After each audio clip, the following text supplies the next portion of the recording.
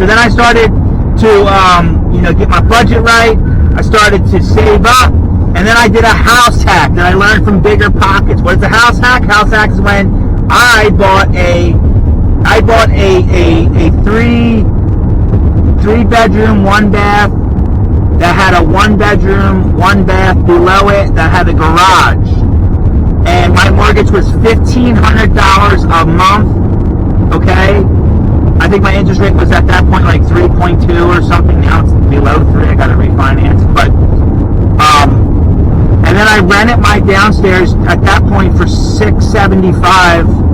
Now it's $800. It's a little under, I should have it up to $1,000, but whatever, I'm a sucker. But anyway, I had $675 coming in, and then I was renting the garage out at that time for $375. Now it's $500, but for $375. So that's $1,000. Now back $1,000 from $1,500. I was literally paying $500 a month to live in a fully refurnished, or not refurnished, but refinished house. And then I moved out of that house, and now I rent it out, and it cash flows pretty good.